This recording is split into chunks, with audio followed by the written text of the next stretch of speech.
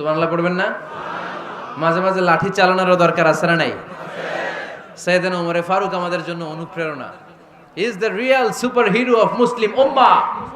তিনি এই উম্মার রিয়েল সুপার হিরো।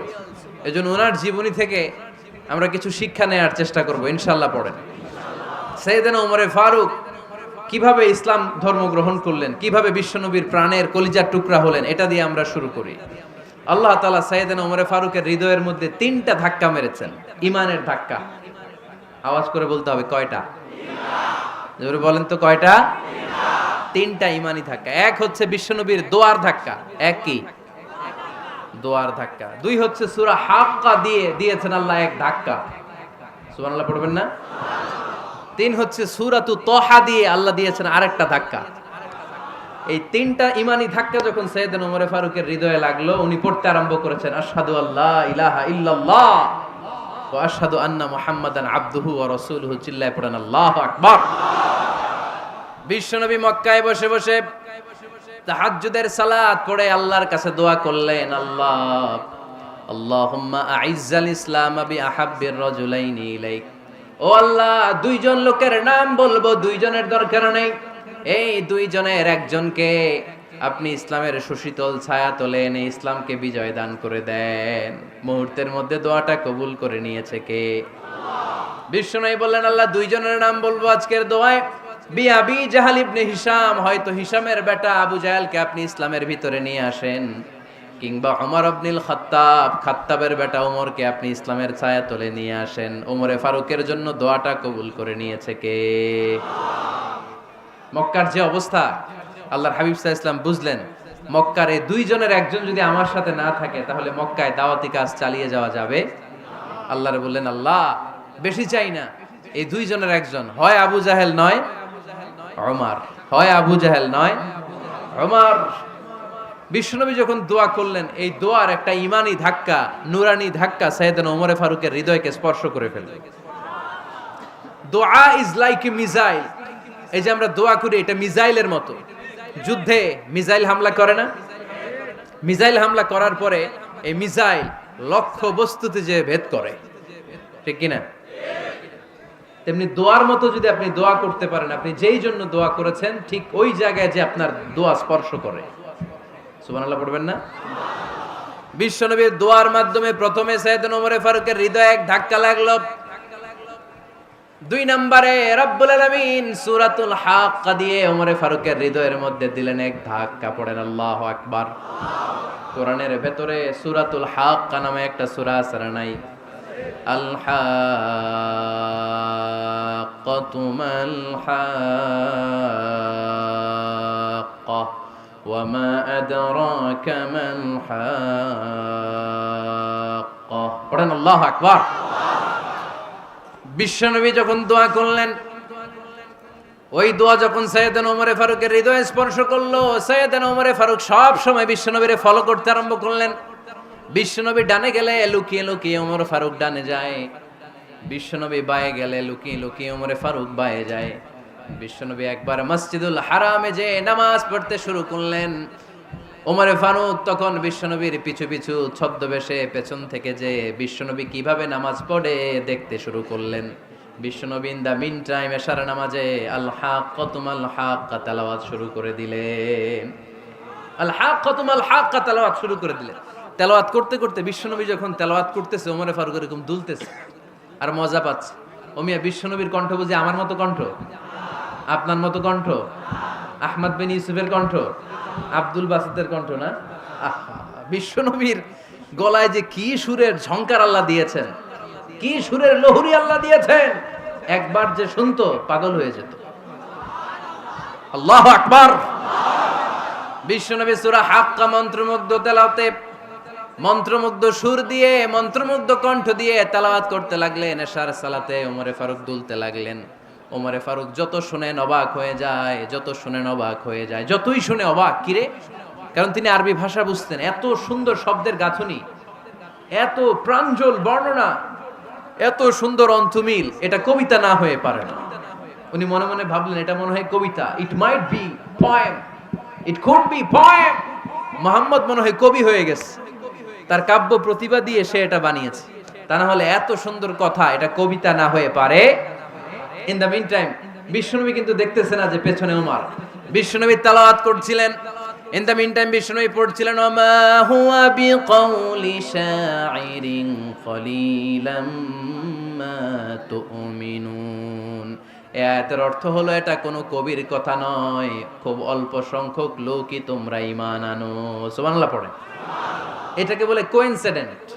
কোইন্সিডেন্ট হুট করে অনেক সময় মিলে যায়, যায় কি যায় না? আপনি একজনের কথা ভাবতেছেন বাজারে গেলেন, বাজারে যেই দেখেন ওই লোকটা দাঁড়ায় আছে, এরকম হয় কি হয় না? কোইন্সিডেন্ট। ওমরে ফারুক মনে মনে যেটা ভাবতেছে ওই কথা দিয়ে বিশ্বনবী তেলাওয়াত করতেছে, আল্লাহু আকবার। বিশ্বনবী যে আয়াত তেলাওয়াত করছিলেন, আয়াতের অর্থ হলো এটা কোনো কবির বানানো কবিতা না, খুব অল্প সংখ্যক লোকই তোমরা ঈমান আনো। ওমরে ফারুক আটকে উঠলেন, থমকে দাঁড়ালেন। ঘটনা কি? আমি মনে মনে ভাবলাম কি রে, এত সুন্দর কথা, এটা তো মানুষের কথা হতে পারে না, এটা নিশ্চয়ই কবিতা, কবির কথা। কিন্তু মুহাম্মদ এখন আবার পড়তেছে ওমা হুয়া বিকাউলি শাইর, এটা কোনো শায়েরের কবির কথা নয়।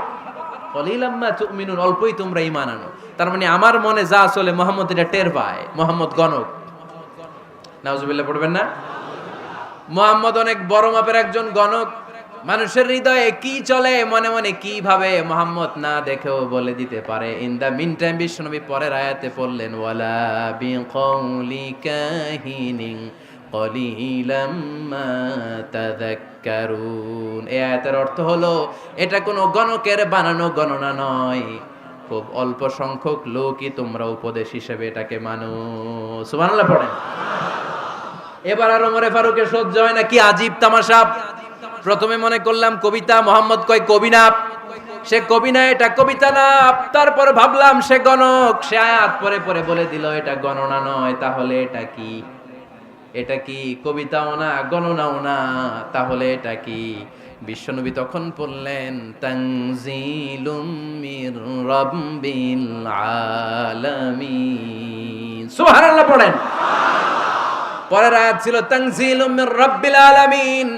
এটা দুনিয়ার কোনো কবির বানানো কবিতা না, এটা কোনো গণকের গণনা না, এটা কোনো সাহিত্যিকের বানানো সাহিত্য নয়, এটা মহাবিশ্বের পরিচালক রব্বুল আলামিনের কাছ থেকে পাঠানো কিতাব কোরআন।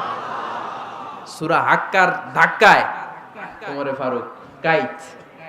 প্রথমে ধাক্কাটা লাগলো যে দোয়া। বিশ্বনবী তাহাজ্জুদে কেঁদে দোয়া করলেন, আল্লাহ হয় আবু জাহেল রে দিবা নাইলে ওমর রে দিবা। ওই দোয়া ওমরে ফারুকের হৃদয়ে ছোঁয়া লেগেছে। এরপর হাক্কা, সূরাতুল হাক্কা দিয়ে দিলে এক ধাক্কা। এই ধাক্কা খেয়ে উথাল পাথাল হৃদয়ের মধ্যে, হায় রে এ কি বাণী, এ কেমন কথা, কে মুহাম্মদ? তারপরও শয়তানের ওয়াসওয়াসা আছে না নাই? আল্লাহ বলে যতই ওয়াসওয়াসা ওমরকে দেয়া হোক, আমি ওমরে ফারুককে এই মুসলিম উম্মতের সেনাপতি বানিয়ে ছাড়বো, আমি সেনাপতি বানাবো।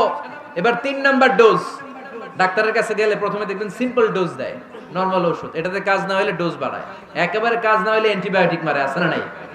আল্লাহ প্রথমে দোয়ার ছোঁয়া লাগালেন, তারপর সূরা হাক্কা দিয়ে ধাক্কা মারলেন, এরপরে রব্বুল আলামিন বলেন এবার 3 নাম্বার ডোজ সূরা তহা দিয়ে আমি তোমার হৃদয়টারে উজালা বানায় দেব রে ওমর।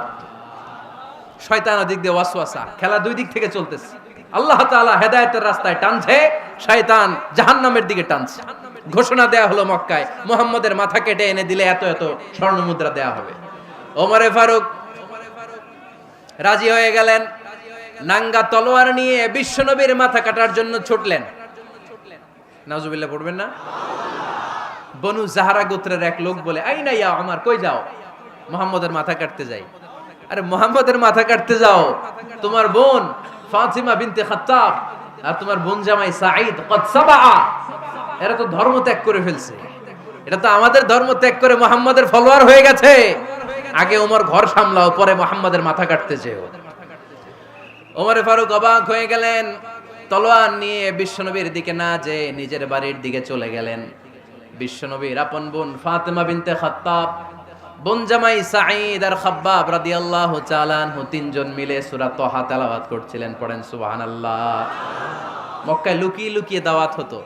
খাব্বাব রাদিয়াল্লাহু তাআলা আনহু একটা চামড়ার ফলকের মধ্যে সূরা তহার কয়েকটা আয়াত এনে ওমরে ফারুকের বোন আর বোন জামাইকে শিক্ষা দিচ্ছে, ট্রেনিং দিচ্ছে। সুবহানাল্লাহ পড়েন। লুকিয়ে লুকিয়ে ওমরে ফারুক যখন ঘরে চলে আসলেন, এরা তটস্থ হয়ে গেল। সাইয়েদনা খাব্বাব বিছানার তলায় লুকিয়ে গেলেন। ওমরে ফারুক বললেন, দরজা খোলো। ফাতেমা বিনতে খাত্তাব দরজা খোলার পরে নির্মম ভাবে সাইয়েদনা ওমর রাদিয়াল্লাহু তাআলা আনহু বোনের গায়ে আঘাত শুরু করে দিল। বোন জামাইকে আহত করতে শুরু করলো আর বলতে শুরু করলো, তোরা পাগল হলি কেন? কি আছে ওই মুহাম্মাদের মধ্যে? কি জাদু নিয়ে এসেছে? সে যাই বলে লোকজন পাগল হয়ে যায়, সবাই তার উপর কালিমা পড়ে ঈমান এনে ফেলে। কি এমন জিনিস তোদের কাছে আছে যেটা দেখে মুহাম্মদকে তোরা ভালোবাসলি? কি আছে? কি পড়তেছিলি আমারে দেখা। ফাতেমা বলে, ইন্নাকা রিজসুন লা ইয়ামাসসুহু ইল্লাল মুতাহহারুন। ও আমার ভাই ওমর, তুমি নাপাক। তুমি কি? লা ইয়ামাসসুহু ইল্লাল মুতাহহারুন, পবিত্রতা অর্জন না করে এই কোরআন ধরা যায় না। সুবহানাল্লাহ পড়েন। ওমরে ফারুক গোসল করে আসলেন, কারণ ধাক্কা তো আগে কয়েকটা খাইছে। কথা বুঝেন নাই বোধহয়? প্রথমে দোয়ার ধাক্কা, পরে কোন সূরা দিয়ে ধাক্কা? হাক্কা দিয়ে ধাক্কা। 3 নম্বরে এখন আরেকটা ধাক্কা খাবে। গোসল করে আসলেন। ফাতেমা বিনতে খাত্তাব বললেন, গোসল যখন করে এসেছেন, এই নেন। ওমরে ফারুক এবার চামড়ার কাপড়ের মধ্যে সূরা তহার প্রথম আয়াতের দিকে নজর করলেন। নজর করেই কোরআনের প্রেমে পড়ে গেলেন। পড়েন সুবহানাল্লাহ। ওমরে ফারুক পড়তে আরম্ভ করলেন, তহা মা আনজালনা আলাইকাল কুরআনা লিতাশকা ইল্লা তাযকিরাতাল লিমান ইয়াখশা তানজিলাম মিম্মান খালাকাল আরদা ওয়াস সামাওয়াতিল উলা। সুবহানাল্লাহ পড়েন। উনি পড়তে আরম্ভ করলেন, তহা মা আনজালনা আলাইকাল কুরআনা লিতাশকা, এই কোরআনকে আমি তোমাদের হতভাগ্য জাতি হিসেবে দুনিয়ায় থাকার জন্য পাঠাই নাই। এটা রব্বুল আলামিনের পক্ষ থেকে এসেছে। যারা রবকে ভয় করে তাদের জন্য আছে উপদেশ। যিনি আকাশ বানিয়েছেন, জমিন বানিয়েছেন, ওই আল্লাহ তাআলা নিজেই এই কোরআন পাঠিয়েছে। আওয়াজ করে পড়তে হবে, আল্লাহু আকবার। উনি খুব ভালো আরবি জানতেন। সূরা তহা পড়ার পরে আর ধৈর্য ধারণ করতে পারে না। ওমরে ফারুক ছোট্ট বাচ্চার মতো কান্না শুরু করে দিলেন। আল্লাহু আকবার। সূরা তহাটা হাতে নিয়ে, তলোয়ারটা হাতে নিয়ে বিশ্বনবীর দিকে ছুটতে আরম্ভ করলেন। আইনা মুহাম্মদ, কোথায় মুহাম্মদ? তোমরা আমাকে মুহাম্মাদের কাছে নিয়ে চলো। বিশ্বনবী তখন সাফা পাহাড়ের পাদদেশে দারুল আরকাম ইবনে আলকামের ঘরে লুকিয়ে লুকিয়ে কোরআনের দাওয়াত দিতেন। ওমরে ফারুককে পাগলের মতো ছুটে আসতে দেখে বিশ্বনবীর চাচা হামজা ইবনে আব্দুল মুত্তালিব বলল, নবী আপনি পালান।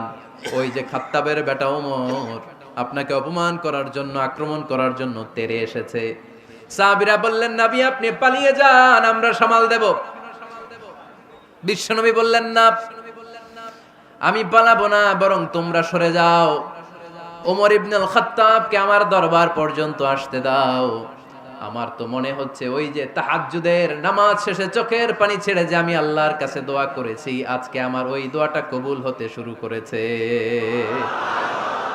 আমার তো মনে হচ্ছে আমার দোয়া কবুল হবে, আসতে দাও। ওমরে ফারুক এসে বললেন, আশহাদু আল্লা ইলাহা ইল্লাল্লাহ ওয়া আশহাদু আন্না মুহাম্মাদান আবদুহু ওয়া রাসূলুহু, আমি সাক্ষ্য দিলাম আল্লাহ ছাড়া কোনো ইলাহ নাই, নিশ্চয় আপনি আল্লাহর প্রেরিত বান্দা এবং রাসূল। পড়েন সুবহানাল্লাহ। ওমরে ফারুক যখন কালিমা শাহাদা পড়ে মুসলমান হয়ে বিশ্বনবীর হাতে হাত রাখলেন, মুসলিম সাহাবীদের মধ্যে খুশি আর আনন্দের বন্যা বয়ে গেল। মুসলিম হাতে গোনা সাহাবারা আল্লাহর প্রশংসা করলেন। বিশ্বনবী সাইয়েদনা ওমরে ফারুককে জড়িয়ে ধরলেন। ওমরে ফারুক এবার বিশ্বনবীরে বললেন, নবী গো, আলাসনা আলাল হক, আমরা কি সত্যের উপরে আছি নাকি আমরা ভুলের উপরে আছি? বিশ্বনবী বললেন, বালা নাহনু আলাল হক, আমরাই সত্যের উপরে আছি। সুবহানাল্লাহ পড়ে। আলাসনা আলাল হক, নবী আমরা কি সত্যের উপরে নাই? হ্যাঁ অবশ্যই ওমর, তুমি সত্যের উপরে আছো। ওমরে ফারুক বললেন, তাহলে ফাফিমাল ইখতিফা, তাহলে লুকায় লুকায় আর দাওয়াত দেব কেন? আমি তো কালিমা পড়ে ফেলছি, আসেন আমার সাথে বের হই। ফাফিমাল ইখতিফা, আর লুকায় লুকায় কেন? আসেন আমরা বাইরে বের হই। বিশ্বনবী বললেন, ওমর এটা মাক্কি জীবন, এখানে আমরা একটু গোপনে গোপনে দাওয়াত দিতে চাই। ওমরে ফারুক বলে, না, আমার দায়িত্ব, আমি একটা মিছিল দিতে চাই নবী। আল্লাহর নামের তাকবীর দিতে দিতে দারুল আরকাম থেকে শুরু করে মসজিদুল হারাম পর্যন্ত একটা মিছিল দিয়ে আমি মক্কা কাঁপাইয়া দেব। অনুমতি দেন, বিশ্বনবী দিতে চায় না। ওমর ফারুক অনেক বুঝানোর পরে স্বল্প পরিসরের একটা অনুমোদন পাওয়া গেল বিশ্বনবী সাল্লাল্লাহু আলাইহি ওয়াসাল্লামের কাছ থেকে। কিন্তু মিছিল যে দিবে, মিছিলের জন্য লোকের দরকার আছে না নাই? এখানে লোক নাই, আমি একাই মিছিল দিতেছি। এটা জমবে? মিছিল জমবে? খুঁজে উনি 11 জন মুসলিম সাহাবা পেলেন। কয়জন? ওমরে ফারুক বললেন 11 জনই সই। এই 11 জন নিয়েই আমি আল্লাহর নামের তাকবীর দেব। 2 লাইন করলেন। কয় লাইন? 2 লাইন। পেছনে 6 জন, আর এই লাইনের নেতা বানালেন বিশ্বনবীর চাচা হামজাকে রাদিয়াল্লাহু তাআলা আনহু। আর সামনে 5 জন, তার আগে দাঁড়ালেন উনি নিজেই। তাহলে 6 6 12। বললেন এই 2 লাইনই আমরা তাকবীর দিতে দিতে, বেশি না, এই দারুল আরকামের ঘর থেকে, আপনারা জানেন যে সাফা মারওয়া এখন যে সাই হয়, এই সাফার পাদদেশে ছিল দারুল আরকামের ঘর। উনি বললেন এখান থেকে ওই যে কাবার গিলাফ দেখা যায়, কাবার গিলাফ পর্যন্ত আমরা এই তাকবীর নিয়ে ওখানে যাব। সুবহানাল্লাহ পড়বেন না? ওখানে উনি দাঁড়িয়ে ছোট্ট একটা ভাষণ দিয়েছিলেন। উনি বলেছিলেন মান আরাদা আন তাসকুলা উম্মু ওয়া ইয়াতামা ওয়ালাদু ওয়া তারমিলা যাওজাতুহু ফালিয়াসুদ্দানি। খেয়াল করে শুনেন, কান দুইটা খরগোশের কানের মতো খাড়া করেন। উনি এক বাক্যের একটা ভাষণ দিলেন। ভাষণ দিতে জানলে বড় ভাষণ দেয়া লাগে না। এক বাক্যের ভাষণ দিয়ে গোটা বিশ্বকে ঝাঁকুনি মারা যায়। চিল্লায় বলো ঠিক কিনা? ওমরে ফারুক এক বাক্যের একটা ছোট্ট ভাষণ দিলেন। মান আরাদা আন তাসকুলা উম্মু, কে আছো মায়ের এই মক্কায়, কে আছো মায়ের বুক খালি করতে চাও?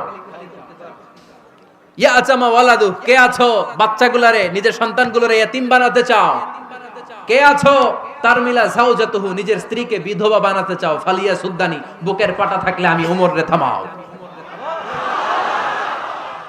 ফালিয়া সুদ্দানি, দেখি মক্কায় কার এত বড় বুকের পাটা। কে আছো মায়ের বুক খালি করতে চাও, সন্তান রে এতিম বানাতে চাও, স্ত্রীকে বিধবা বানাতে চাও? ফালিয়া সুদ্দানি, পারলে আমারে ঠেকাও। এই বলে উনি আল্লাহু আকবার, আল্লাহু আকবার, আল্লাহু আকবার বলে স্লোগান শুরু করে দিলেন। এক এক স্লোগানে মক্কার মরুজমিন থারথার করে কাঁপতে আরম্ভ করল। এই মিছিল মক্কার কেউ দেয় নাই। মিছিলের আওয়াজ শুনে আবু জাহেল বাইরিস, উতবা বাইরিস, শাইবা, ওয়ালিদ ইবনে মুগিরা সব বের হয়েছে। কিরে, আমার এলাকায় এত বড় স্লোগান, কার এত সাহস? বের হয়ে দেখে মিছিলের সামনে ওমর। ওমর রে দেখে দিছে এক দৌড়। কারণ ওমরে ফারুককে থামানোর মতো বাপের বেটা মক্কায় দ্বিতীয়টা কেউ ছিল না। আওয়াজ করে বলেন ঠিক কিনা? ওমরে ফারুক আল্লাহু আকবার, আল্লাহু আকবার বলে স্লোগান দিতে দিতে মসজিদুল হারামের ভেতরে ঢুকে গেল। কাবার গিলাফ ধরার পরে সেদিন মিছিল থেমেছে। ওই আল্লাহর নামের স্লোগান সেদিন কেউ থামাতে পারে নাই, কিয়ামত পর্যন্ত কেউ থামাতে পারবে না। চিল্লায় বলো ঠিক কিনা?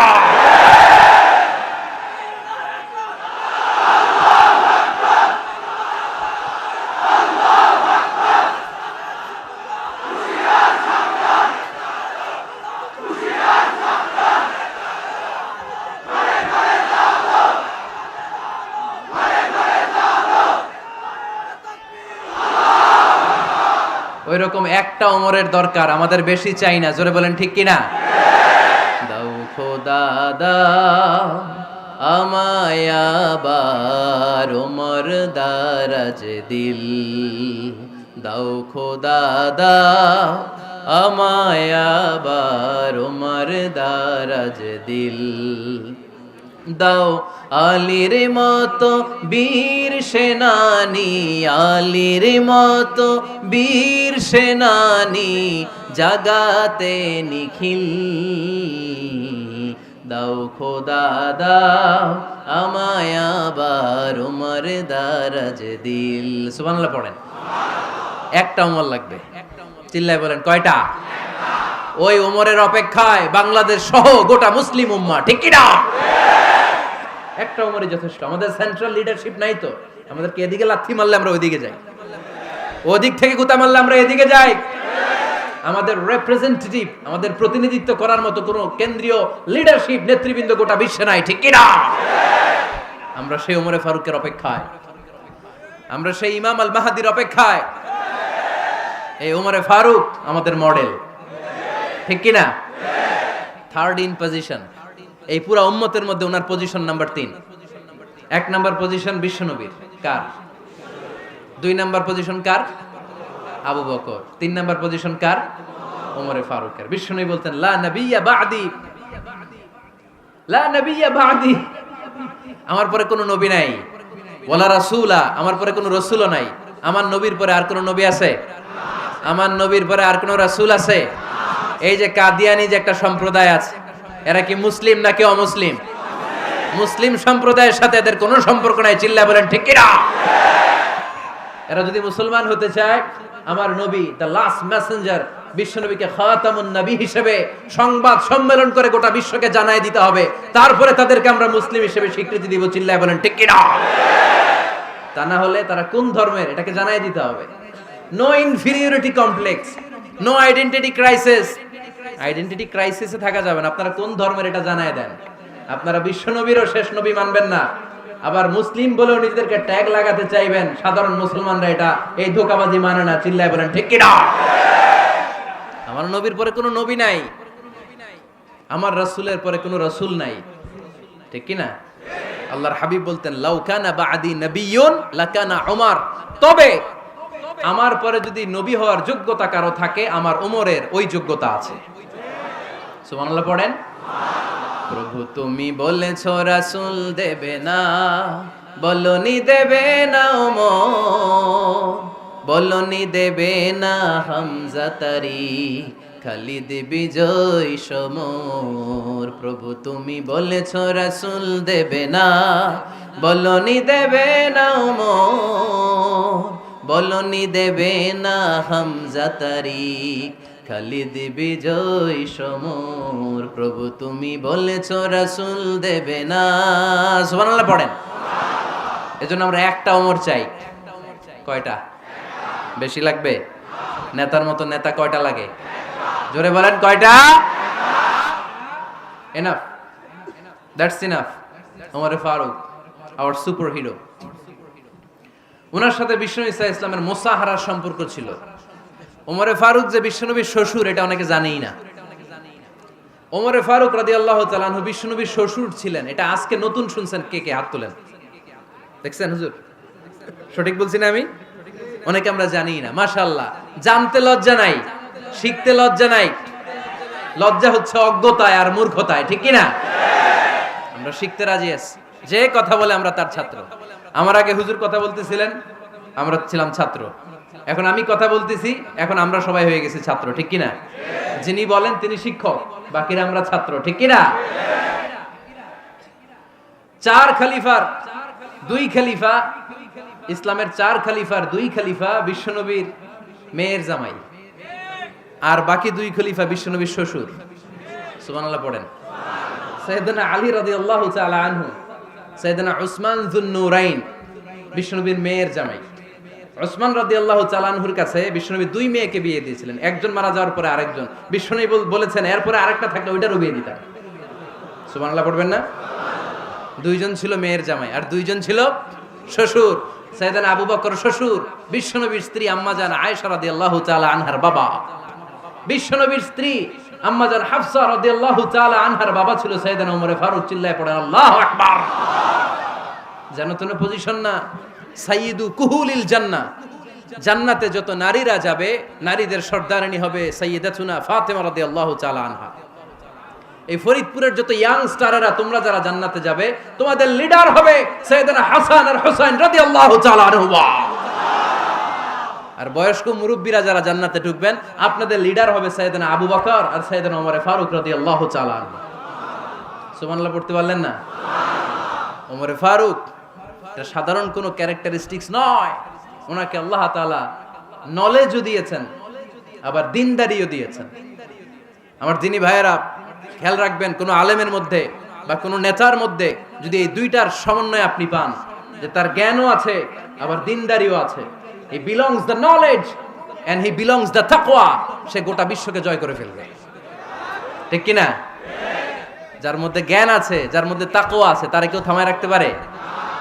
ওমরে ফারুককে এই 2 নেয়ামত দিয়ে ধন্য করেছে কে? সহিহ বুখারীর বর্ণনা। বিশ্বনবী সাহাবীদের সামনে একটা স্বপ্নের কথা বলছেন। বিশ্বনবী বললেন, আমি স্বপ্নে দেখলাম আমার আঙ্গুলের ফাঁকা থেকে দুধ বের হচ্ছে, আমি তৃপ্তি সহকারে দুধ খেলাম। খাওয়ার পরে দেখলাম আঙ্গুলের মধ্যে একটু দুধ লেগে আছে। আমার আঙ্গুলে অতিরিক্ত লেগে থাকা দুধটা আমি ওমরে ফারুকের মুখের মধ্যে লাগিয়ে দিলাম। সাহাবারা বললেন, ইয়া রাসূলুল্লাহ, ইয়া হাবিবাল্লাহ, মাযা আওয়ালতা বিহি, এই স্বপ্নের আপনি কি ব্যাখ্যা করলেন, আমরা তো বুঝলাম না। বিশ্বনবী বললেন, আওয়ালতু বিহি আল ইলম, আমি এই দুধ দিয়ে জ্ঞানের ব্যাখ্যা করেছি, কারণ ওমরকে আল্লাহ যেই জ্ঞান দিয়েছে গোটা বিশ্বের কাউকে এত জ্ঞান দেয় না। এজন্য স্বপ্নে যদি কেউ দেখেন যে আপনি দুধ খাচ্ছেন, তার মানে আল্লাহ তাআলা আপনার জ্ঞান বাড়ায় দিবে। ওমরে ফারুককে দুধ খেয়ে অতিরিক্ত দুধের অংশটা বিশ্বনবী আবু বকর রাদিয়াল্লাহু তাআলা আনহুর মুখে দেন নাই, সাইয়েদনা উসমানের মুখে দেন নাই, আলী রাদিয়াল্লাহু তাআলা আনহুর মুখে দেন নাই। স্বপ্নে ওই অতিরিক্ত লেগে থাকা দুধটা বিশ্বনবী ওমরে ফারুকের ঠোঁটের মধ্যে লাগিয়ে দিয়েছেন। এই হাদিস থেকে প্রমাণ হয় আল্লাহ তাআলা জ্ঞানের নেয়ামতে সাইয়েদনা ওমরে ফারুককে ধন্য করেছেন। আবার বুখারীর বর্ণনা, বিশ্বনবী সাল্লাল্লাহু আলাইহি ওয়াসাল্লাম আরেকটা স্বপ্নের বর্ণনা দিচ্ছেন। তিনি বললেন, তোমাদের সবাইকে স্বপ্নে আমার সামনে দাঁড় করানো হলো। আমি দেখলাম তোমাদের কারো জুব্বা নাভি পর্যন্ত, কারো জুব্বা হাঁটু পর্যন্ত, কারো জুব্বা টাকনু পর্যন্ত। ওমরে ফারুককে যখন স্বপ্নে আমার সামনে দাঁড় করিয়ে দেয়া হলো, আমি দেখলাম ওমরের জুব্বা এত লম্বা, ওমর টেনে হিচড়ে তার জুব্বা নিয়ে সামনে হেঁটে যাচ্ছে। সাহাবারা বললেন, ফামাযা আওয়ালতা বিহি ইয়া রাসূলুল্লাহ, ও আল্লাহর রাসূল, এই স্বপ্ন দিয়ে আপনি কি বোঝাতে চাইলেন, আমরা কিছু বুঝলাম না। বিশ্বনবী বললেন, আউয়ালতু বিহি আদ-দীন, আমি এই হাদিসের দ্বারা দ্বীনের ব্যাখ্যা করলাম, যার জামা যত লম্বা তার দ্বীনদারি তত বেশি। সুবহানাল্লাহ, আসতে পড়েন। স্বপ্নে দেখলেন কোন সাহাবীর জুব্বা নাভি, কোন সাহাবীর হাঁটু, কারোটা টাকনু, কিন্তু ওমরে ফারুকের জুব্বা এত লম্বা, ইয়াজুরু সাওবাহু, তিনি তার জুব্বা টেনে হিচড়ে যাচ্ছেন। বিশ্বনবী বললেন, এটা দ্বারা আমি দ্বীন, আমি তাকওয়া, দ্বীনদারি, তাকওয়া, এটার ব্যাখ্যা করেছি। তার মানে ওমরে ফারুকের তাকওয়ার সামনে সব তাকওয়া পানি হয়ে যাবে। কোন সুবহানাল্লাহ।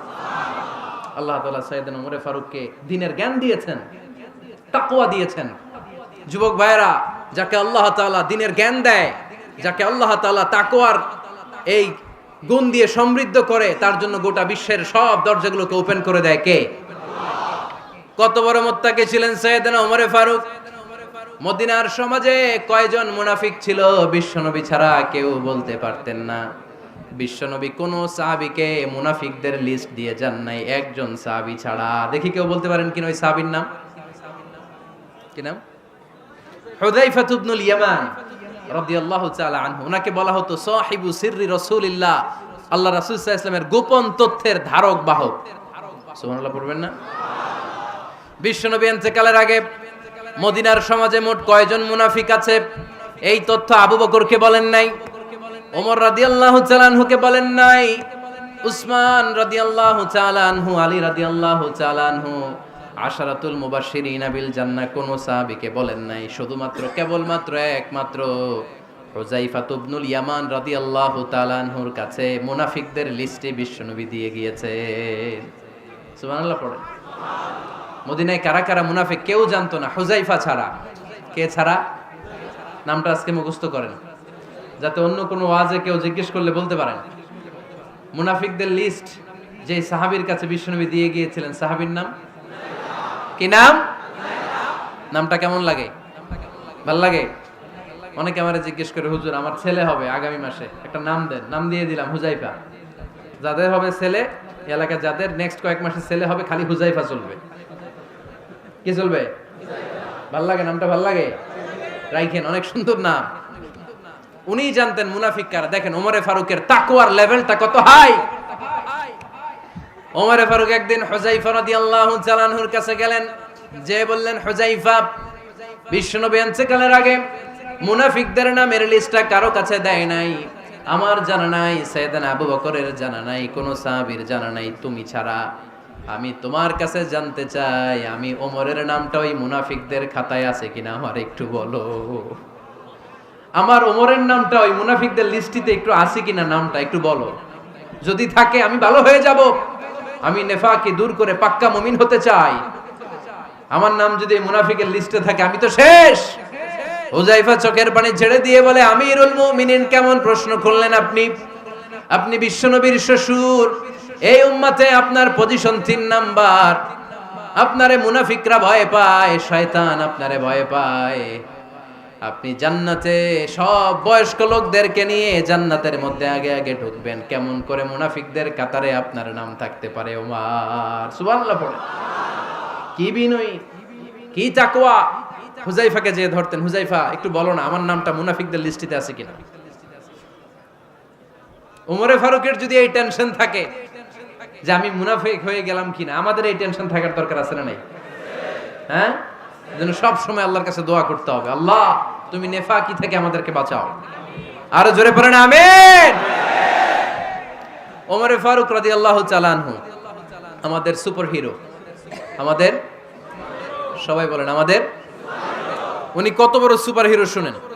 উনি জুমার খুতবা দিচ্ছেন। কি দিচ্ছেন? মসজিদে নববীতে খুতবার মাঝখানে হঠাৎ বললেন, ইয়া সারিয়াতাল জাবাল, ইয়া সারিয়াত ইবনে জানিমিল জাবাল। এই কথা বলেই আবার খুতবা দিতে শুরু করলেন। ওনার এই ইয়া সারিয়াত ইবনে জানিমিল জাবালের সাথে আগের কথারও কোনো মিল নাই, পরের কথারও কোনো মিল নাই। জুমার নামাজের পর মুসল্লি সাহাবারা ধরলেন, বললেন ইয়া আমিরাল মুমিনিন। খুতবার মাঝখানে হঠাৎ করে ইয়া সারিয়াত ইবনে জালিমিল জাবাল বলে আপনি চিৎকার করলেন কেন? আপনার এই বাক্যের সাথে আপনার খুতবার আগের বাক্যের কোনো মিল নাই, আপনার খুতবার পরের বাক্যেরও কোনো মিল নাই। এই কথা আপনি কারে বললেন, কারে উদ্দেশ্য করে বললেন? এই কথার তাৎপর্য কি আমাদেরকে বুঝিয়ে বলেন। ওমরে ফারুক বললেন, আমি যখন খুতবা দিচ্ছি আমি দেখতে পেলাম ওই যে কয়েক মাস আগে আমি আমার মুসলিম সেনাবাহিনী পারস্যে আক্রমণের জন্য পাঠিয়েছি, বর্তমান ইরানের ওই বিশাল এলাকাতে পারস্যে আমি আমার ব্যাটালিয়ন পাঠিয়েছি। আমি হঠাৎ করে দেখতে পেলাম আমার মুসলিম বাহিনীর সেনাপতি যুদ্ধের এক পর্যায়ে তার ডানে আছে উপত্যকা, বায়ে আছে পাহাড়, সে পাহাড়ি রাস্তা ছেড়ে দিয়ে উপত্যকার দিকে যেতে শুরু করেছে। আমি দেখতে পেলাম আমার মুসলিম বাহিনী যদি উপত্যকার দিকে ছুটে বেড়ায়, কাফির মুশরিকরা আমার মুসলিম বাহিনীকে কচুকাটা করে ফেলবে। তাই আমি এখান থেকে তাদেরকে কমান্ড দিয়ে বলেছি, ইয়া সারিয়াতাল জাবাল, উপত্যকার দিকে নয় পাহাড়ের দিকে যাও, তাহলেই তোমাদের বিজয় নিশ্চিত হয়ে যাবে। উপত্যকার দিকে যেও না, ইলাল জাবাল, ইলা সারিয়াতিল জাবাল, পাহাড়ের দিকে ছোট। সাহাবারা অবাক, ঘটনা কি? উনি বসে আছেন মদিনায় মসজিদে নববীর মিম্বারে দাঁড়িয়ে, উনি যদি ইয়া সারিয়াতাল জাবাল বলে এটা কি ইরানে যাবে নাকি? ও মিয়া, তখনকার সময়ে বর্তমানের মতো মোবাইল ছিল নাকি, ইন্টারনেট ছিল নাকি, কিছু ছিল? খালি মুখে আমি যদি বলি ইয়া সারিয়াতাল জাবাল, এটা ইরানে যাবে, ইন্ডিয়া যাবে, ঢাকায় তো যাবে না, ফরিদপুর শহরেই তো বসবে না, ঠিক কিনা? কিন্তু এটা আমিরুল মুমিনিন বিশ্বাসী সাহাবারা বিশ্বাস করে নিল। কিছু মুনাফিক ছিল, এরা কয় না ঝামেলাস, এটা তো সম্ভব না। এক কাজ করি, এই সেনাপতি যখন বিজয়ী বেশে মদিনায় ফিরে আসবে আর আমরা ধরবো। এরা দিন গুনতে লাগলো, এই সেনাপতি মুসলিম বাহিনী নিয়ে পারস্য জয় করে কবে ফিরে আসবে। এই মুনাফিকের দলগুলো কখনো সেনাবাহিনীকে অভ্যর্থনা জানাতে যেত না, কিন্তু এইবার সবার আগে মদিনার উপকণ্ঠে যে সেনাপতিদেরকে অভ্যর্থনা জানানোর জন্য ফুল নিয়ে রেডি, ফুল নিয়ে দাঁড়ায়। সেনাপতি ঢুকার সাথে সাথে ধরছে, এই সেনাপতি কোত্থেকে আসছে? কয় পারস্য জয় করে আসছি। কয় এমন এমন দিন, জুমার দিন দুপুর বেলা যুদ্ধের মাঝখানে আমিরুল মুমিনিনের কণ্ঠের কোন কথাবার্তা শুনছো নাকি? সেনাপতি অবাক, কয় তোমরা জানলা কেমনে? শুনছি তো। সুবহানাল্লাহ পড়বেন না? আমরা যুদ্ধে একটা ভয়ঙ্কর অবস্থার মধ্যে ছিলাম, পেছন থেকে শত্রু আমাদেরকে আক্রমণ করতে শুরু করে দিল। ডানে যাব না বায়ে যাব, সামনে যাব নাকি পেছনে যাব, রাস্তা খুঁজে পাচ্ছি না। ডান দিকে ছিল আমাদের উপত্যকার রাস্তা, বাঁ দিকে ছিল পাহাড়ি পথ। আমরা সোজা পথ হবে মনে করে উপত্যকার দিকে ছুটতে আরম্ভ করলাম। হঠাৎ করে আমিরুল মুমিনিনের কণ্ঠ বজ্র কণ্ঠে আমার কানের মধ্যে ভেসে আসলো। আমার মনে হলো আমিরুল মুমিনিন কেমন যেন আমাকে কমান্ড দিচ্ছেন আর বলছেন, ইয়া সারিয়াতাল জাবাল, ডান দিকে উপত্যকার পথে নয়, তাড়াতাড়ি পাহাড়ের দিকে সৈন্য বাহিনী নিয়ে উঠে যা।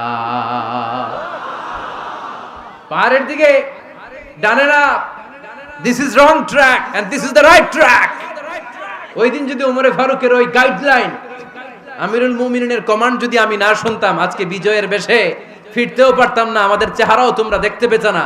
ওমরে ফারুকের ওই কমান্ড, ওই গাইডলাইন অদৃশ্য থেকে শোনার কারণে ওই পারস্যের মধ্যে আমাদেরকে সেই যুদ্ধে বিজয় দান করেছে কে? দিস ইজ ওমরে ফারুক, দিস ইজ ওমরে ফারুক। বিশ্বনবী বলছেন, ওমর মা লাকিয়াকা শাইতানু সালিকান ফাজ্জান ইল্লা সালাকা ফাজ্জান গায়রা ফাজ্জিক। ওমর, শয়তান ইবলিস যদি তোমারে কোনো রাস্তা দিয়ে হাঁটতে দেখে, শয়তান ওই রাস্তা রেখে দিয়ে অন্য রাস্তা দিয়ে হাঁটে। সুবহানাল্লাহ বাড়িতে যায় বললেন। কে বলতেছে? বিশ্বনবী। কার ব্যাপারে? ওমরে ফারুকের ব্যাপারে। শয়তান যদি দেখে যে ওমরে ফারুক এই রাস্তা দিয়ে হাঁটতেছে, শয়তান ওই রাস্তা রেখে দিয়ে অন্য রাস্তা দিয়ে হাঁটে। সুবহানাল্লাহ পড়েন। রাত্রিবেলা আমরা আমাদের বাচ্চা ছেলে মেয়েদেরকে যখন খাওয়াই, বাচ্চারা খেতে চায় না, এরকম হয় আপনাদের ফরিদপুর এলাকায়? হ্যাঁ, এই এলাকায় হয় নাকি? খেতে চায় না বাচ্চারা, এই চকলেট দেখায়া, এই মিনা কার্টুন দেখায়া, এইটা সেইটা, এগুলো সেগুলো বলে, গল্প টল্প বলে ভুলায়া খাওয়ানো লাগে, তাই না? তারপরও খায় না। আমারও ছোট মেয়ে আছে, খেতে চায় না, এইটা সেইটা এমনি সেমনে খাওয়ানো লাগে।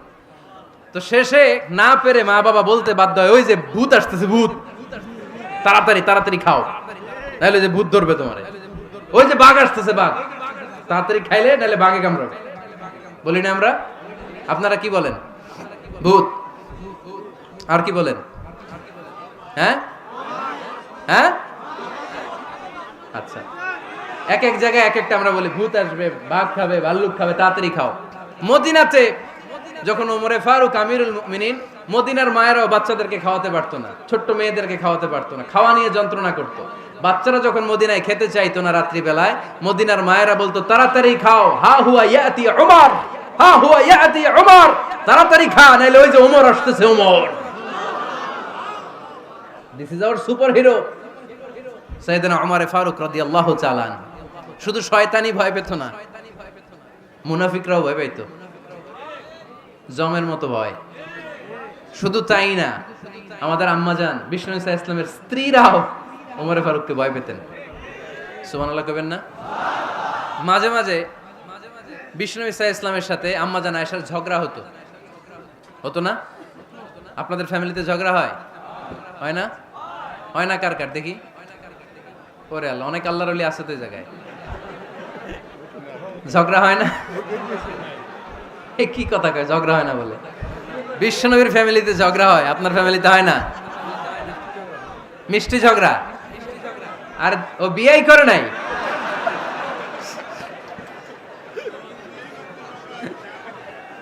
ঝগড়া তো হবেই, দাম্পত্য জীবনের মজাটাই তো এখানে।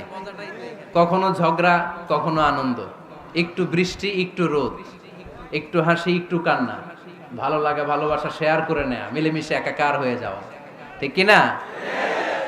তো আল্লাহর হাবিব সাল্লাল্লাহু আলাইহি ইসলামের সাথে আম্মাজান আয়েশার ঝগড়া হতো। তো একদিন ঝগড়া হয়ে দুইজন রেগে আছে। খবরদার দুইজন রেগে থাকবেন না, আবার একজন রাগলে আরেকজন থেমে যাবেন, কারণ এই ছোট্ট ঝগড়া থেকে এটা অনেক সময় বিচ্ছেদের দিকে গড়ায়। আমার প্রিয় ফরিদপুরবাসী, ভাবি রেগে গেলে আপনি রাইগেন না, ওই দিন আপনি একটু ঠান্ডা থাকেন। আবার আপনি রেগে গেলে, আমার মাইকের আওয়াজ যদি ভাবিরা শুনেন, আপনারা রেগে যায় না, একটু ঠান্ডা থাকবেন। দুইজনে রেগে গেলে তো তৃতীয় বিশ্বযুদ্ধ শুরু হবে, তাই না? একজন রেগে গেলে আরেকজন ঠান্ডা, কারণ এই সামান্য ঝগড়া থেকে ইগোর কারণে এটা বিচ্ছেদ আর ডিভোর্স পর্যন্ত গড়ায়। আর শয়তান এখানে উস্কানি দেয়, কারণ ইমানদারদের ফ্যামিলি ভাঙতে পারলে শয়তান সবচেয়ে বড় খুশি হয়, আর ইমানদারদের ফ্যামিলি টিকে থাকলে খুশি হয়ে যায় কে? আম্মাজান আয়েশা রাদিয়াল্লাহু তাআলা আনহার সাথে বিষ্ণু ইসা ইসলামের ঝগড়া হতো মাঝে মাঝে। তো একবার ঝগড়া হলো, বিষ্ণু ইসা ইসলামের রাগ, আম্মাজান আয়েশাও রাগ। তো বিষ্ণুই বললেন, আয়েশা, ঝগড়া করে আর কতক্ষণ থাকবো, আসো মিটমাট করি। আয়েশা রাদিয়াল্লাহু বললেন, ঠিক আছে, মিটমাট করব।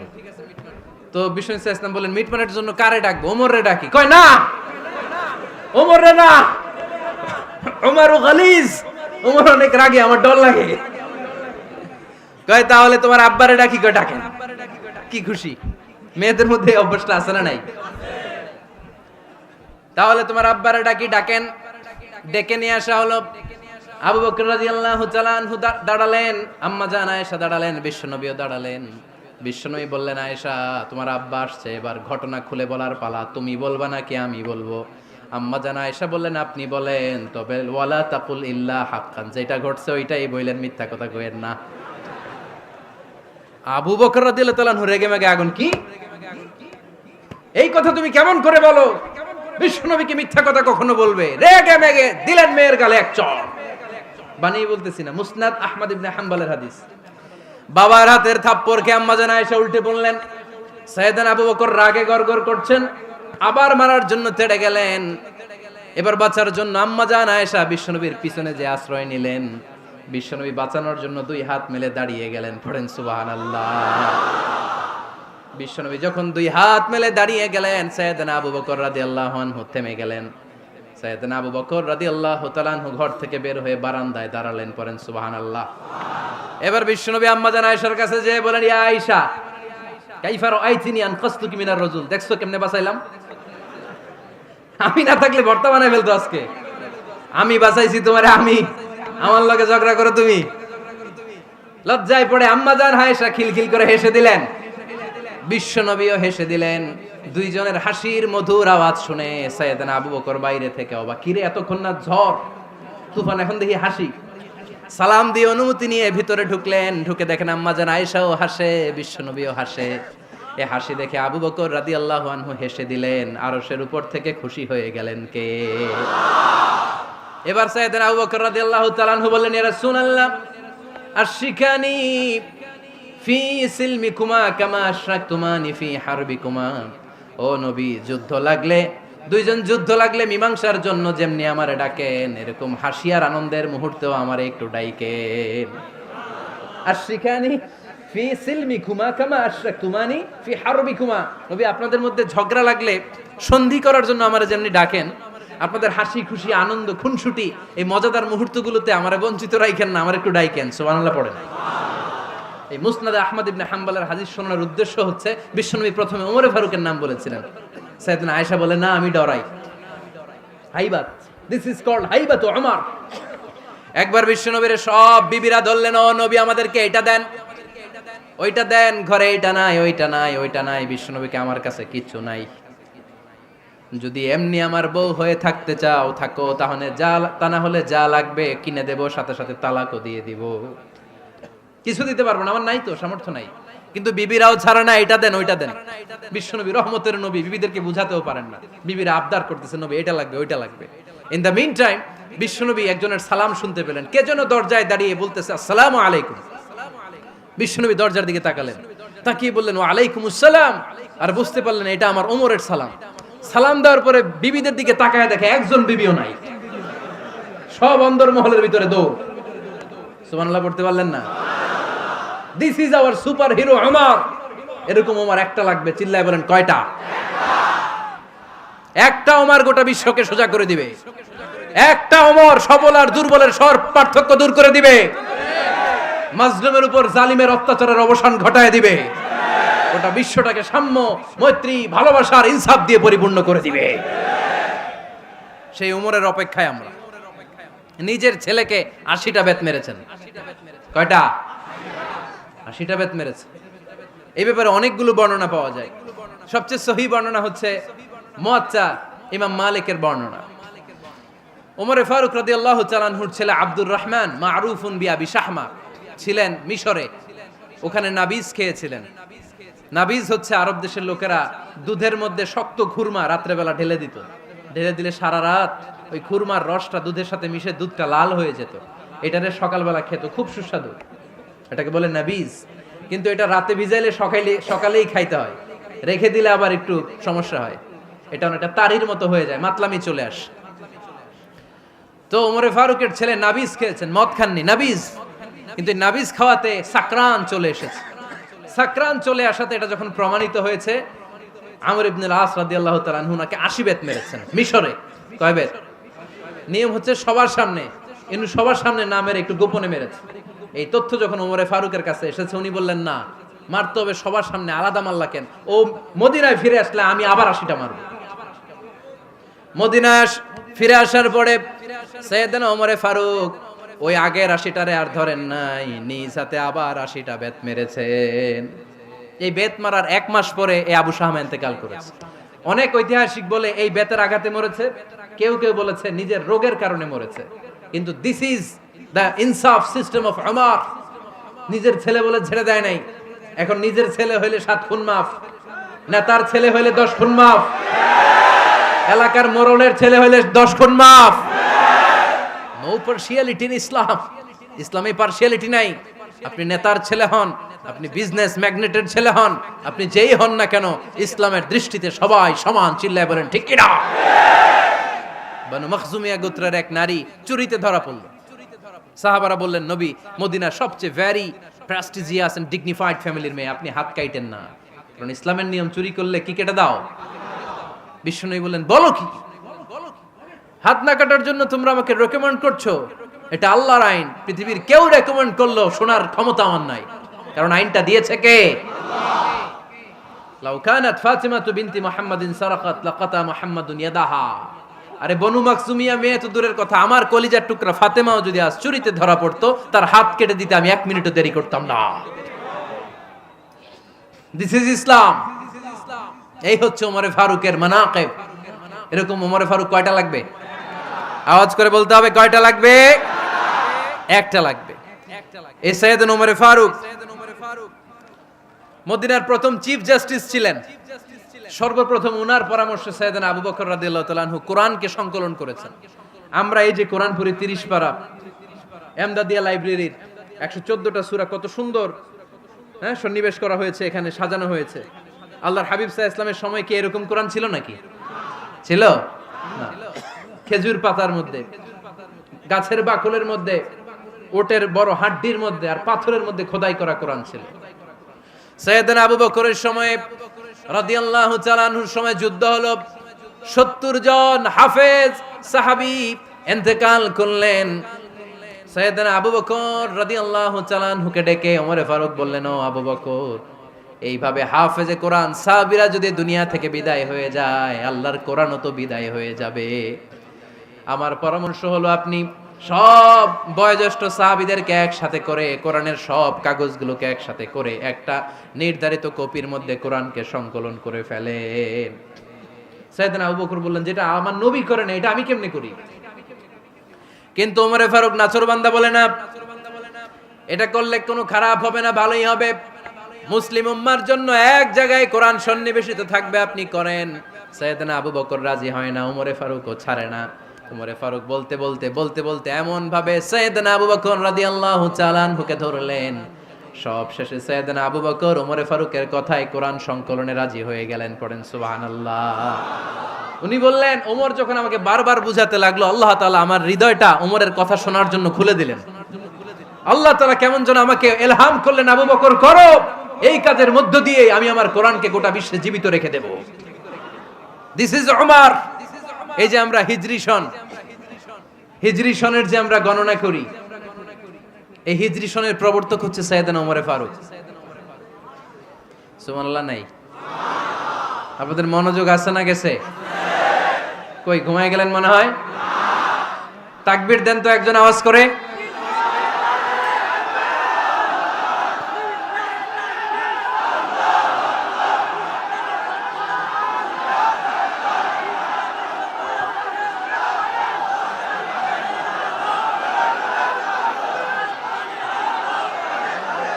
মাশাআল্লাহ মাশাআল্লাহ। বসেন বসেন, এখনই শেষ করে দেব কিছু সময়ের মধ্যে। আমরা একসাথে বিদায় নেব ইনশাআল্লাহ। ওঠা বসা করবেন না, ওঠা বসা করবেন না, বসেন। সাইয়েদনা ওমরে ফারুক এই হিজরি সনের গণনা শুরু করেছেন। সাহাবারা বলল, আমিরুল মুমিনিন, খ্রিস্টানদের ঈসাই সন আছে, আমাদের মুসলমানদের কোনো সন নাই। আমাদের একটা সন থাকলে আমাদের জিজিয়া নিতে, আমাদের যাকাতের টাকা উত্তোলন করতে অনেক সুবিধা হবে। ওমর ফারুক বললেন, তাহলে কোন সালকে হিজরি, কোন সালকে মুসলিম সাল হিসেবে আমরা ঘোষণা দিতে পারি? একজন বলল, আমার নবী যেই সালে জন্মগ্রহণ করেছেন ওই সালে। ওমর ফারুক বললেন, না, আমার নবীর জন্ম আমাদের জন্য খুশির দিন, কিন্তু এটা আমাদের জন্য প্রেরণা নয়। প্রেরণা নবীর কাজে, ঠিক কিনা? আরো কিছু সাহাবারা বলল, তাহলে যেই সালে আমার নবী ইন্তেকাল করেছে ওইটারে প্রথম সাল ধরেন। ওমর ফারুক বললেন, না, যেদিন তিনি ইন্তেকাল করেছেন এটা আমাদের দুঃখের দিন, এটা আমাদের প্রেরণা নয়। আমাদের প্রেরণা হচ্ছে বিশ্বনবীর ত্যাগ তিতিক্ষা আর কাজের মধ্য দিয়ে। জোরে কোন ঠিক কিনা? ওমরে ফারুক বললেন, যেদিন বিশ্বনবী ইসলাম রক্ষায় নিজের মাতৃভূমি ছেড়ে মক্কা থেকে মদিনায় গিয়েছেন, ওই দিনটাকে হিজরি প্রথম দিন ধরে আমরা হিজরি সাল গণনা করে শুরু করে দেব। ওইটাই হচ্ছে হিজরি সন। সেখান থেকে হিজরি সনের প্রবর্তন করেছেন সাইয়েদনা ওমরে ফারুক রাদিয়াল্লাহু তাআলা আনহু। এই যে স্টেট গভর্নমেন্ট, এই যে প্রিজন, জেলখানা, ক্যান্টনমেন্ট, সচিবালয়, গণভবন, বঙ্গভবন, মুক্তিযোদ্ধাদের ভাতা, রাষ্ট্রীয় ভাতা, এই সব নিয়ম কানুন সাইয়েদনা ওমরে ফারুক তার রাষ্ট্রীয় আমলে তিনি নিজে করেছেন। চিল্লায় পড়েন আল্লাহু আকবার। মুসলমানদের আলাদা কারেন্সি, নিজস্ব মুদ্রা ব্যবস্থা নিজে চালু করেছেন। সৈনিকদের মধ্যে যারা বিবাহিত, প্রতি 6 মাস অন্তর অন্তর 1 মাসের ছুটি কাটাতে তারা ফিরে আসবে, সাইয়েদনা ওমরে ফারুক চালু করেছেন। চিল্লায় আওয়াজ করে পড়েন আল্লাহু আকবার। এই যে আমরা 20 রাকাত সালাতুত তারাবি পড়ি রমাদানে, পড়েন না আপনারা? এটা সাইয়েদনা ওমরে ফারুক চালু করেছেন। সুবহানাল্লাহ পড়তে পারলেন না? কোরআনে মোট 22টা আয়াত আছে যেখানে সাহাবারা ইনডিসিশনে ভুগছিলেন। বিশ্বনবীর মত একটা, ওমরে ফারুকের মত আর একটা। এই 22 জায়গায় আল্লাহ তাআলা বিশ্বনবীর মতের পক্ষে আয়াত নাজিল না করে ওমরে ফারুকের মতের পক্ষে কোরআনের আয়াত নাজিল করেছেন। আওয়াজ করে পড়েন আল্লাহু আকবার। এদিকে উঠলেন কেন আপনারা? যারা উঠছেন আমার দিকে তাকান।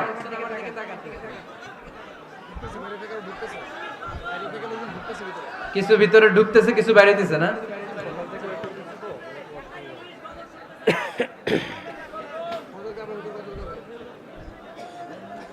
সাইয়েদনা ওমরে ফারুক, আমরা সাহাবীদের জীবন চরিত পড়তে চাই না? কত যে অনুপ্রেরণামূলক দৃষ্টান্ত সাইয়েদনা ওমরে ফারুক আমাদের জন্য রেখে গিয়েছেন। ওমরে ফারুক যখন খলিফা, দিনের বেলায় যদি রাষ্ট্রে কোনো নিয়ম জারি করতেন, দিনের বেলায় জনগণকে কোনো বিষয়ে যদি নিষেধ করতেন, রাত্রে বেলায় খাওয়ার সময় ফ্যামিলি মেম্বারদের সবাইকে বলতেন, এই দিনের বেলা আমি জনগণকে এই কাজ করতে নিষেধ করেছি, তোমরা আমার ফ্যামিলি মেম্বার, খবরদার তোমরা এই কাজ করো না।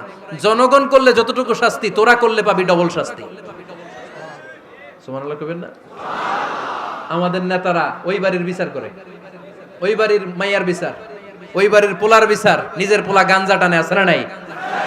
নিজের মেয়ে অপরাধ করে, আছে না নাই? কি নেতা ছিলেন ওমরে ফারুক! আগে নিজের ঘর সামলিয়েছেন, আগে নিজেকে সামলিয়েছেন, নিজের ঘর ঠিক করেছেন। বলেছেন জনগণ করলে যত বেদ, তোরা করলে double Veda. This is call leader, ঠিক কি না? এক বাবা এসে বললেন, ওমরে ফারুক আমার ছেলে কথা শোনে না, বেয়াদব। ওমরে ফারুক ছেলেরে ডাকলেন, বাবা তুমি তোমার আব্বাজানের কথা শোনো না, এটা তো কবিরা গুনাহ। ছেলে বলে, ওমরে ফারুক সব দায়িত্ব আল্লাহ ছেলে মেয়েদেরকে দিয়েছে, বাবা মাকে কোনো দায়িত্ব দেয় নাই। ওমরে ফারুক বললেন, অবশ্যই দায়িত্ব দিয়েছে। তাহলে বলেন আমার বাবার দায়িত্ব কি? উনি বললেন, প্রাইমারিলি প্রথমত 3 দায়িত্ব। আইয়ান তাকিয়া উম্মা, পৃথিবীর প্রতিটি বাবার উচিত ছেলেদের মেয়েদের জন্য ভালো মায়ের ব্যবস্থা করা। 2 নম্বরে আইয়ুহসিনা ইসমা, সুন্দর তার একটা নাম রেখে দেয়া। 3 নাম্বার ইউআল্লিমাহুল কিতাব, তার আল্লাহর কিতাব শিক্ষা দেওয়া। এবার ছেলেকে আমার আব্বা 3টার একটাও করে নাই। এবার ওমরে ফারুক রেগে গেলেন, বাবার কাঁধে ধরলেন, বললেন তুই ছেলের জন্য বিচার নিয়ে আসলি, তোর 3টা দায়িত্বের একটাও তুই পালন করিস নাই। ছেলে বলে, আমিরুল মুমিনিন, আমার মা নর্তকী, আমার মা মাজুসি, আমার মায়ের মধ্যে কোনো আদব কাদব নাই, সুন্দরী দেখে আমার মারে বাবা বিয়ে করছে, আমার মায়ের কাছ থেকে জীবনে কিছু শিখি নাই। 2 নাম্বার সাম্মানি খানফাসা, আমার বাবা আমার নাম রেখেছে চামচিকা। কি নাম রাখছে? এটা নাম হইলো একটা? এরকম উল্টাপাল্টা নাম আছে না নাই? না, এগুলো রাখবেন না। আব্দুল্লাহ রাখবেন, আব্দুর রহমান রাখবেন। আরেকটা কি বলছি আজকে? হুযায়ফা রেখে দিয়েন, পারবেন? ওয়ালাম ইউআল্লিমনি হারফাম মিন কিতাবিল্লাহ আমিরুল মুমিনিন। শুধু তাই না, আল্লাহর কোরআনের একটা অক্ষর আমার বাবা কোনোদিন আমারে শিক্ষা দেয় নাই। ওমর ফারুক রেগে গেলেন, এবার বাপের কান্দে ধইরা মারতে শুরু করলেন। তুই পোলার নামে বিচার নিয়ে আইছিস, তোরে মাইর দিমু আগে। এরকম নেতার দরকার আছে না নাই? মদিনায় এক লোক তার বউরে রাগের চোটে 100 তালাক দিয়ে ফেলছে। কয় তালাক দেয়ার নিয়ম? কয়টা দিছে? কয়টা? এবার স্ত্রী কাঁদতে কাঁদতে এসে বলে, আমিরুল মুমিনিন দেখেন, আমার স্বামী আমারে রেগে মেগে 100 তালাক দিছে। ওমর ফারুক বললেন দইরা নিয়ে এটারে নিয়ে আসা হলো। ওমর ফারুক বললেন কয়টা তালাক দিয়েছো? কয় 100টা। কেন দিছো? কয় মাথা গরম আছিল। এরকম আছে না? তালাক দেওয়ার সময় সব তালাক, তুই তালাক, তোর মা তালাক, তোর বোন তালাক, সব তালাক। তালাক দিবে ওয়াইফ রে, দিতেছে সবাই রে। তো ওমর ফারুক বললেন দিবে 3টা, 100টা দিলা কেন? কয় মেজাজ গরম ছিল। কয় দাঁড়া, আত-তালাকু মিন শাআইরিল্লাহ, তালাক হচ্ছে আল্লাহর দেয়া বিধানের একটা নিদর্শন। এটা নিয়ে তুই খামখেয়ালি করলি। আমার রায় শোন, আমার রায় হচ্ছে 3 তালাকে তোর বউ তালাক, বাকি 97 তালাক তোর পিঠের উপরে পড়বে। এরকম বিচারের দরকার আছে না নাই? এরকম দৃষ্টান্তমূলক বিচার যদি বাংলার জমিনে দেয়া হতো, আর কোন নারী ধর্ষিতা হতো, আর কোন নারীকে অ্যাসিড মারা হতো, আর কোন নারী যৌতুকের জন্য কান্না করত? একটা অমল লাগবে, বেশি না। কয়টা লাগবে? তিনি গভর্নর সিস্টেম চালু করেছিলেন, governor system, Islamic state. Bahrain, Yemen, মিসর, কুফা, বসরা, মক্কা, মদিনা, এই 7 জায়গায় 7 জন গভর্নর পাঠিয়েছেন। তাদের থেকে তথ্য নিতেন। এই গভর্নর সিস্টেম উনি বানিয়েছেন। সাইয়েদনা আমর ইবনে আল-আস রাদিয়াল্লাহু তাআলা আনহুকে পাঠিয়েছেন মিশরে। মিশরে একটা দৌড় প্রতিযোগিতা হতো। ওই দৌড় প্রতিযোগিতায় আমর ইবনে আল-আস রাদিয়াল্লাহু তাআলা আনহুর ছেলে অংশগ্রহণ করেছে। কিন্তু এক মিশরি ওই দৌড় প্রতিযোগিতায় চ্যাম্পিয়ন হয়ে গেছে, রানার্স আপ হয়েছে আমর ইবনে আল-আসের ছেলে। এবার মিশরি ফার্স্ট আর গভর্নরের ছেলে সেকেন্ড। রাগের চোটে আমর ইবনে আল-আসের ছেলে ওই মিশরির মাথার মধ্যে কয়েকটা বাড়ি মেরেছে। মিশরি বলে আমার মারলা কেন? তুমি খেলাই পারো না, আমারে মারলা কেন? কয় আনা ইবনুল আকরামিন, আমি গভর্নরের পোলা, আমি যা বলবো এটাই হবে, আমার উপরে কথা নাই। মিশরি ওইখানে আর ঝগড়া বাঁধায় নাই, মনে দুঃখ নিয়ে মদিনায় চলে আসলেন। এসে বললেন আমিরুল মুমিনিন, আপনি আমর ইবনুল আস রাদিয়াল্লাহু তাআলা আনহুকে মিশরের গভর্নর বানিয়ে পাঠিয়েছেন। একটা প্রতিযোগিতায় আমি চ্যাম্পিয়ন হয়েছি, ওনার ছেলে হয়েছে রানার আপ। কেন সে চ্যাম্পিয়ন হতে পারে নাই? এই কারণে আমার মাথায় লাঠি দিয়ে 3টা বাড়ি মেরে বিচারটা দিছে কার দরবারে? কথা বুঝেন নাই বোধহয়? ওমর ফারুকের দরবার। ওমর ফারুক বললেন তাই, আগামী বছরের অমুক তারিখ আমি সব গভর্নরদেরকে ডেকে হিসাব নেই, তো ওই দিন তুই থাকবি, পারবি না? মিশরে বলে পারবো, মানে অবশ্যই পারবো। ওই দিন 7 রাজ্য থেকে 7 গভর্নর হাজির, গভর্নরদের ছেলেরাও হাজির, মিশরীয় হাজির। 7 গভর্নরের কাছ থেকে 7 এলাকার খোঁজ খবর নেয়ার পরে ওমরে ফারুক বললেন আইনাল মিসরি, মিশরি লোকটা কই, এদিকে আয়। মিশরি সামনে আসার পরে বলল আমর ইবনুল আস, তুমি মিশরের গভর্নর, তোমার ছেলে সহ তুমি আসো। আমর ইবনুল আস এসে সামনে বসে রইলেন। এবার বললেন ও আমর ইবনুল আসের ছেলে, তুমি নাকি ইবনুল আকরামিন গভর্নরের ছেলে, তুমি যা বলবা মিশরে নাকি তাই হবে, তোমার নাকি অনেক দাপট। নিজে একটা লাঠি এনে মিশরীর হাতে দিয়ে বলল এবার তোর মাথায় যতটা মারছে তুই ততটা গুনে গুনে মার, আমি দেখবো। আমর ইবনুল আস দেখবে, আমর ইবনুল আসের ছেলেরে তুই এখানে মার। সে বলতেছে থাক, আপনি বলছেন এতেই যথেষ্ট, মারা লাগবে না, আমি মাফ করে দিলাম। ওমরে ফারুক বলল খবরদার, মার মার ওর মাথার মধ্যে। মিশরি ওমরে ফারুকের ধমক শুনে ভয়ে ভয়ে 3টা বাড়ি মারল। এই বাড়ি মারা দেখেও ওমরে ফারুকের হৃদয় ঠান্ডা হয় নাই। লজ্জায় আমর ইবনুল আস, বয়স হয়ে গিয়েছে সাহাবা, মাথা তখন টাক, মাথায় চুল নাই, লজ্জায় মাথাটা হেট হয়ে মাথাটা নিচু করে রেখেছে। এবার রাগের চোটে ওমরে ফারুক বললেন এবার আমর ইবনুল আসের টাক মাথার মধ্যে একটা মার। মার! কেন ছেলেকে শিক্ষা দিতে পারে নাই? ইয়া আমর ইবনুল আস, মাতা জাআলতুমুন নাস আবিদা, তোমরা কখন মিশরীদেরকে নিজেদের দাস বানায় নিলা? ওয়াকাদ ওয়ালাদাতুম উম্মুহুম আহরারা, আর ওদের মায়েরা তো ওদেরকে স্বাধীন সন্তান হিসেবে প্রসব করেছে। মানুষদের উপর ক্ষমতাগিরি করার জন্য গভর্নর পাঠাই নাই। খবরদার, জনগণ তাদেরকে দেখভাল করার জন্য তোমাদেরকে পাঠানো হয়েছে, তাদের উপর কোনো অত্যাচার করার জন্য নয়। চিল্লায় বলেন ঠিক কি না? এরকম নেতা কয়টা লাগবে? কয়টা? ওই নেতার নাম কি? ওমর। হ্যাঁ হুয়া ইয়াতি ওমর। 22 জায়গায় বিশ্বনবী কয় একটা, ওমরে ফারুক বলে আরেকটা। আল্লাহ বলে বিশ্বনবী আপনার পক্ষে আমি আয়াত নাজিল করতে পারলাম না, আমি ওমরের পক্ষে নাজিল করে দিলাম। বিশ্বনবী বলতেন ইন্নালি কুল্লি উম্মাতিন মুহাদ্দাস, সব উম্মতের মধ্যে, সব নবীর উম্মতের মধ্য থেকে একজন করে আল্লাহ তাকে মুহাদ্দিস বানাতো। মুহাদ্দিস না, মুহাদ্দাস। মুহাদ্দাস মানে এমন লোক যিনি যা ভাবতো ওই ভাবনাটাই আল্লাহ আয়াত হিসেবে নাজিল করে দিতেন। বিশ্বনবী বলেন, আমার উম্মতের মধ্যে মুহাদ্দাস হচ্ছে সাইয়েদনা ওমর।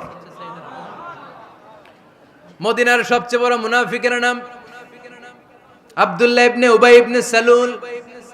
সব মুনাফিকদের সরদার, কিন্তু এই মুনাফিকের ছেলেটা হলো পাক্কা ইমানদার। এই ছেলের নাম হলো আব্দুল্লাহ। আওয়াজ করে বলেন, ছেলের নাম কি?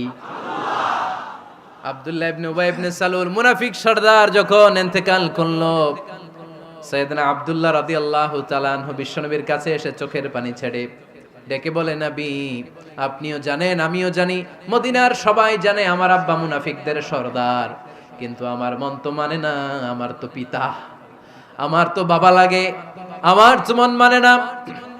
আপনিও জানেন মুনাফিক, আমিও জানি মুনাফিক।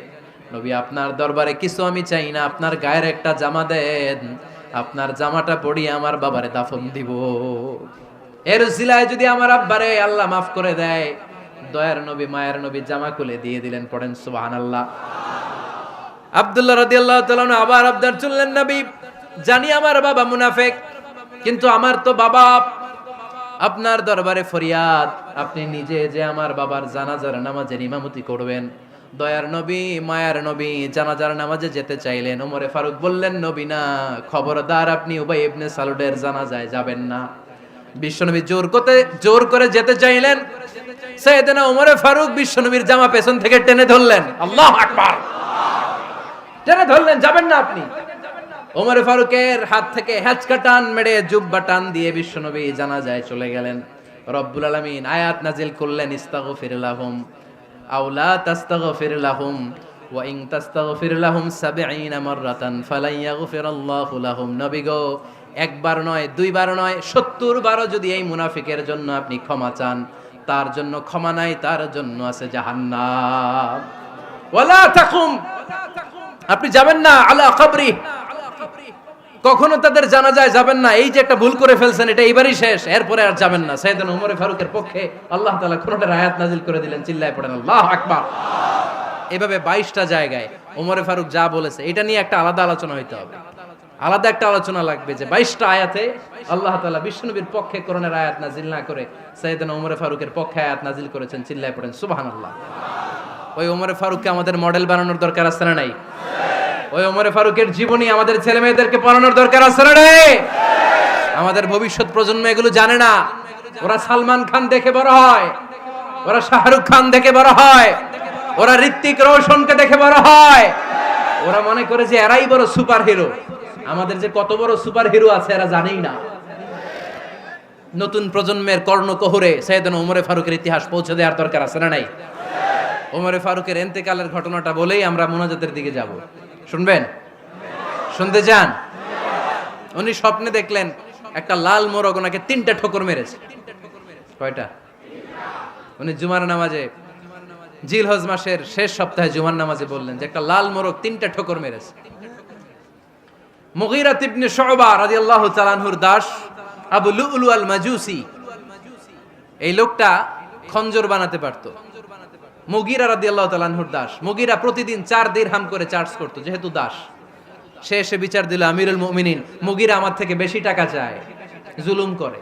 ওমরে ফারুক বললেন, তাই? তুমি কি কাজ জানো? বলে, আমি খঞ্জর বানাতে জানি। বাড়ি কই? পারস্য। আরে তুমি খঞ্জর বানাতে জানলে তো 4 দিরহাম অনেক কম, সে তো আরো বেশি টাকা নেওয়া দরকার ছিল তোমার থেকে। আবু লুলুর এই কথা পছন্দ হয় নাই। সে কয়, ওমর তুমি সবারে দয়া দেখাও, আর আমার ক্ষেত্রে কঠিন নিয়ম বানাইলা, দাঁড়াও এই নিয়ম তোমারে আমি দেখাবো।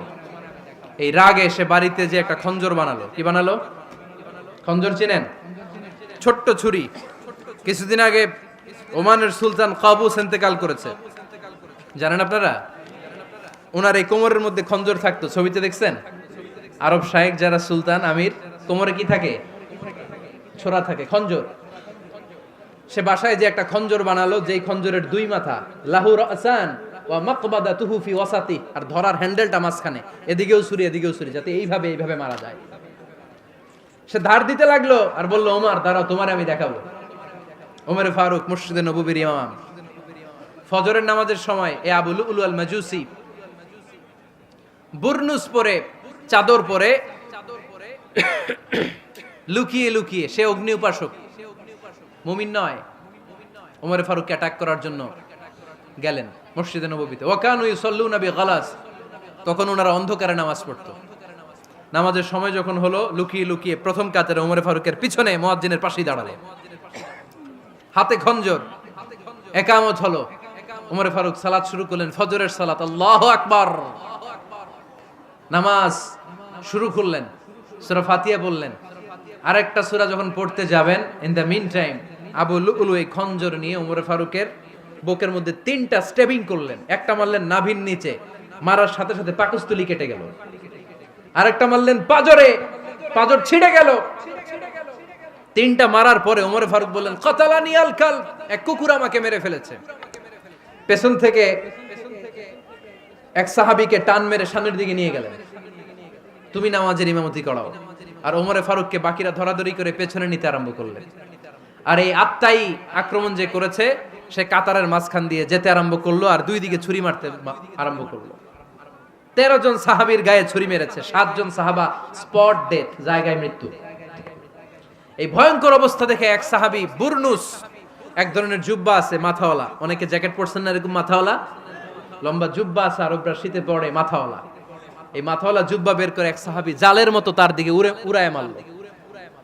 ওই বুরনুসের মধ্যে পেঁচিয়ে আবু লুলু মাটিতে পড়ে গেল আর সুইসাইড করে ফেললো, নিজের বুকে নিজে মেরে আত্মহত্যা। যেই সাহাবীকে ইমামতির জন্য দাঁড় করালেন, উনি ছোট্ট সূরা দিয়ে প্রথম রাকাতে সূরা আল কাউসার, দ্বিতীয় রাকাতে সূরাতুল ইখলাস দিয়ে নামাজ শেষ। ওমর ফারুক বেহুশ।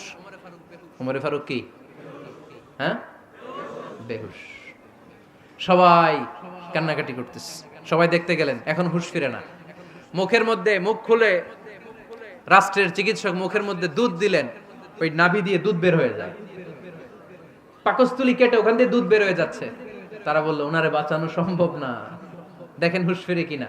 হুঁশ ফিরলে ওনার পরে কে আমির হবে, উনি যেন প্যানেল ঠিক করে দিয়ে যায়। সবাই তাকিয়েছে ওমর ফারুকের চোখের দিকে। আল্লাহর মেহেরবানিতে ঘন্টা খানিক পরে উনি চোখ খুললেন। চোখ খোলার পরেই বলেন নাই, ও মা আমি মরে যাই। চোখ খোলার পরে উনি বলেন নাই, কে মারলো আমারে। চোখ খোলার পরে উনি বলেন নাই, আমার পরে নেতা কে হবে। চোখ খোলার পরে সর্বপ্রথম কথাটি ছিল, আসল্লান নাস, আমার নেতৃত্বে যে ফজরের নামাজটা শুরু হয়েছিল, এটাকে ঠিকমতো তোরা পড়েছিলি?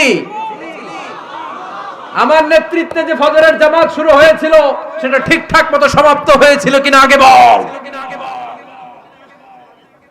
আসল্লান নাস, নামাজটা হয়েছে কিনা বল। সুবহানাল্লাহ কইতে পারলেন না? This is Omar, hour super hero. নেতা অনেকগুলো লাগে না, এরকম নেতা একটাই যথেষ্ট, যে গোটা বিশ্বকে কাঁপায় দিতে পারে। চিল্লায় বলো ঠিক কিনা? আমরা চাই আমাদের ছেলেগুলো ওমরে ফারুকের মতো বড় হোক। আমরা চাই আমাদের ছেলে মেয়েগুলো খাব্বাব, খুবাইব, সাইয়েদনা আলী, উসমান, আবু বকর রাদিয়াল্লাহু তাআলা আনহুর অনুসরণে বড় হোক, ঠিক কিনা? আমরা একটা ওমর চাই, যিনি আমাদেরকে সালাতের শিক্ষা দিয়ে গিয়েছেন, ইন্তেকালের আগে বলেছেন সাল্লান নাস। এজন্য আমরা যেন নামাজ কখনো নষ্ট না করি। আল্লাহর জমিনে দিন বাস্তবায়ন আসাদ্দুহুম ফি আমরিল্লাহি ওমর রাদিয়াল্লাহু তাআলা আনহুর মতো এত কঠোর কেউ ছিলেন না। তাই দিন বাস্তবায়নে আমরা যেন কাউরে ছাড় না দেই। সবার আগে আল্লাহর দিন, সবার আগে আল্লাহর কোরআন, সবার আগে আমার ইসলাম, ঠিক কিনা? চাইলেই কেউ এদেশ থেকে ইসলামরে মিটাই দিতে পারবে না। যে দেশে আল্লাহু আকবার ধ্বনির সাথে সাথে সূর্য উঠে যায়, আল্লাহু আকবার ধ্বনির সাথে সাথে সূর্য ডুবে যায়, সে দেশে আর কিছু থাকবে না থাক, আমার ইসলাম থাকবেই। আর কিছু থাকবে না থাক, আমার কোরআন থাকবেই। সে ইসলামের সাথে থাকতে রাজি আছেন তো? কোরআনের সাথে থাকতে রাজি আছেন তো?